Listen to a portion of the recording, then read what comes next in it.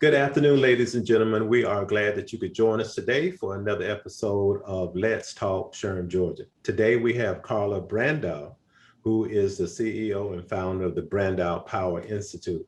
Karla was the facilitator for our last session of Leadership SHRM Georgia, where she talked about emotional intelligence and a variety of other interesting leadership topics.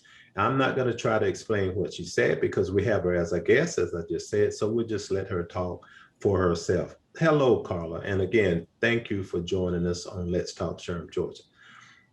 I'm delighted to be here with you, and it's so exciting to be able to talk to SHRM people because I've been involved in SHRM for many, many years, and it's a wonderful organization. So thanks for having me. No problem. It really is a wonderful organization doing some wonderful things. What role do you believe organizational culture plays in attracting leaders with low or high emotional intelligence?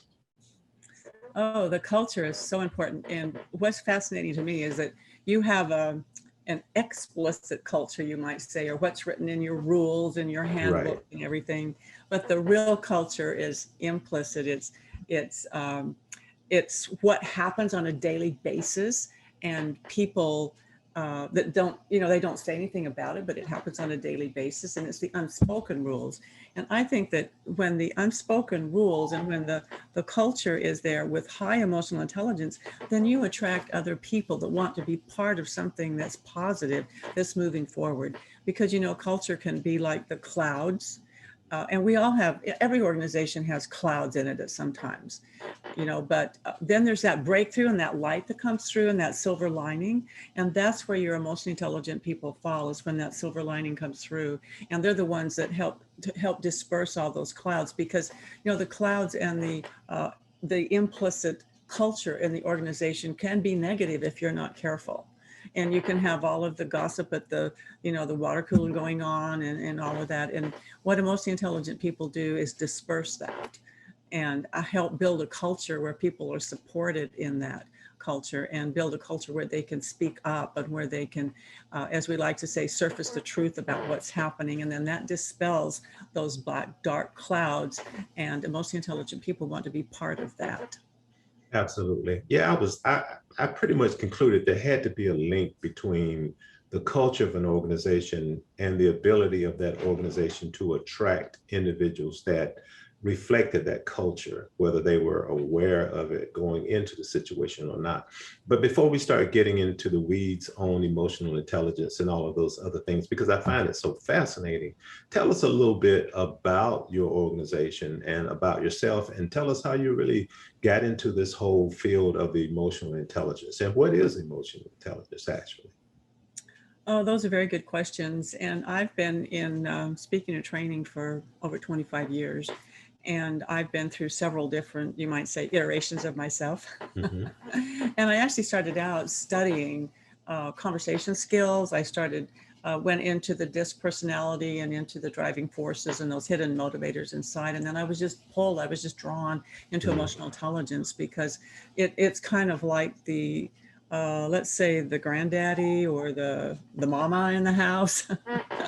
Because when you have emotional intelligence, all these other things kind of fall into place, and emotional intelligence is actually understanding who you are, and understanding when you have thoughts and feelings, understanding what those thoughts and feelings are going to turn into, and keeping them from turning into something that's, quote, negative. Mm. In other words, it's like impulse control. And can you imagine what would happen in organizations if there was no impulse control? Right. Yeah, I've been in organizations like that. Right. And so you need to have some of this impulse control, but then you need to have assertiveness skills, which comes into emotional intelligence as well. And I found it fascinating that I've been getting so many calls after COVID-19 for assertiveness skills, because people don't want to be aggressive. They don't want to be treated aggressively by other people. But assertiveness is a powerful, powerful tool. And you don't want people to be passive and not speak up.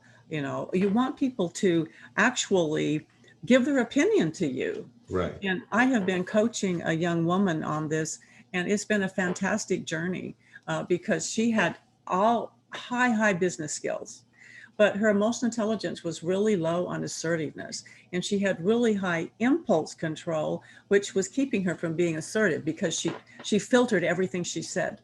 And so when you're assertive, you need to, number one, know what you believe or what you want to say. And then you need to think about how you're going to present that. And you also need to know, do I have some stories? Do I have maybe even use metaphors and similes or whatever you can to express your opinion to people and help them understand your point of view. And that's assertiveness. And that's high emotional intelligence, because then you start to influence those people around you. And I guess you could say it's kind of a manipulation tool. Because you're getting them on board with you. And that's the power of emotional intelligence, as well as being able to contain some of the emotions inside of you. Right. Because, I remember years ago, I heard a statement by a psychologist that said, you never have to get angry. And I thought, I'm not sure that's true.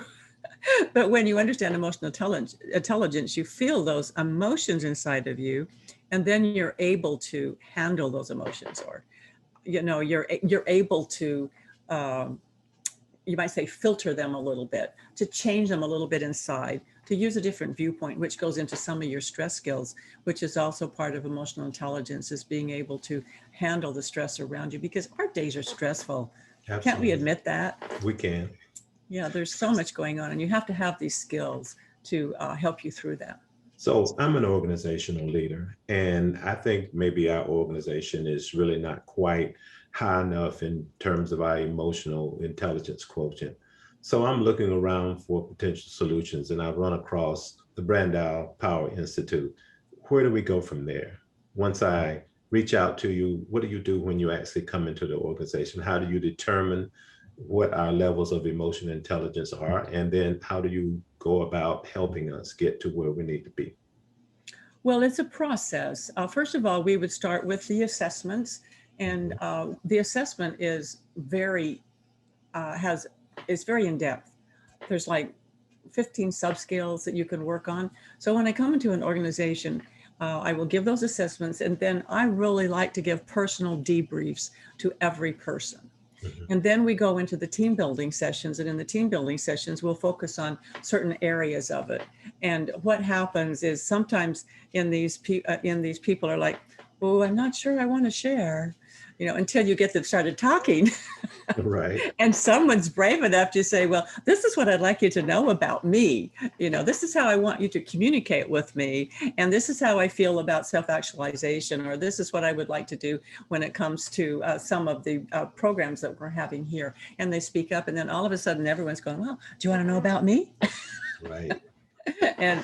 And so it becomes a learning thing, and it's also extremely valuable between the manager and the employees.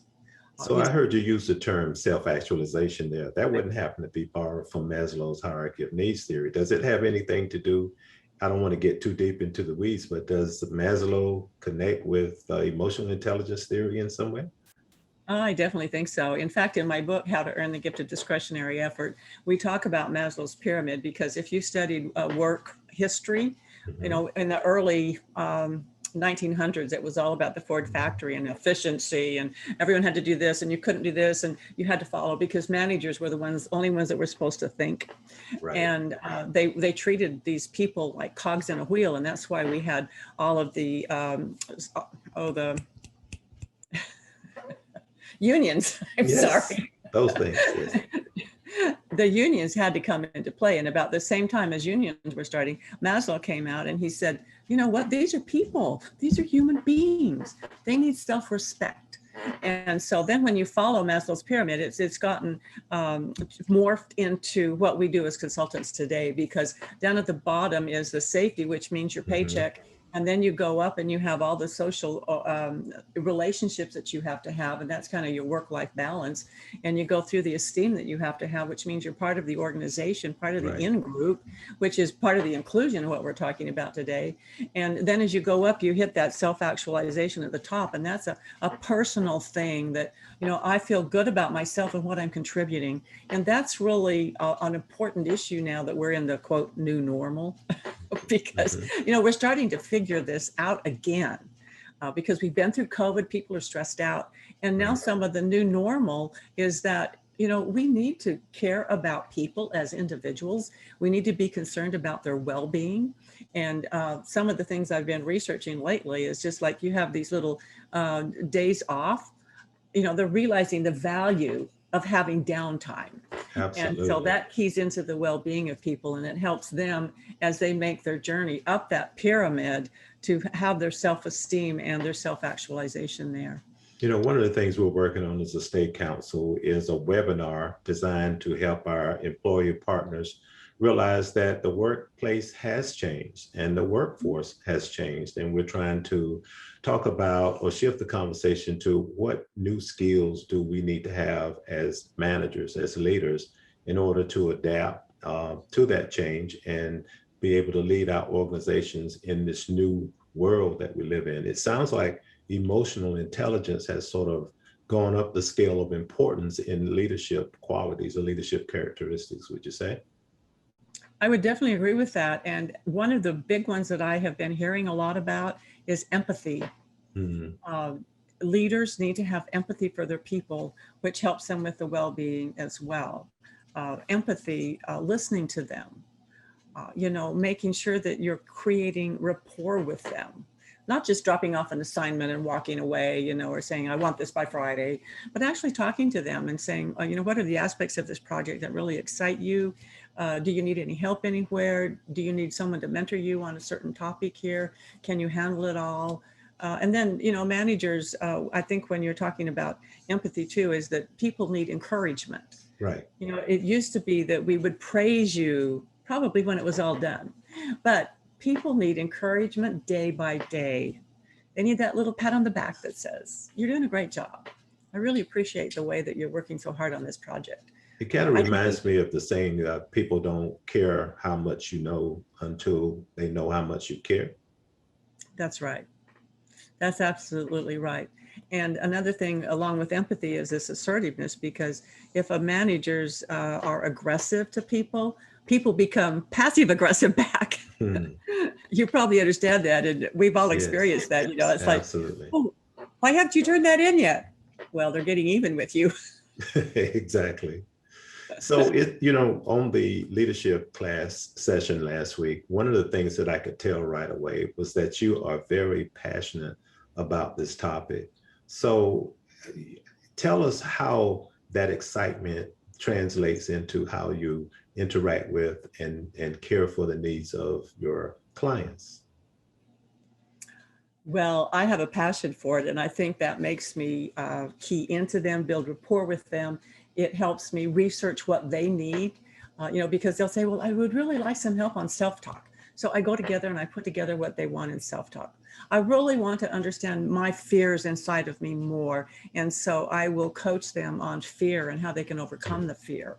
And so that's how my passion is that I'm serving my clients in the way they need, and I am giving them the information that they need and letting them internalize it in their life.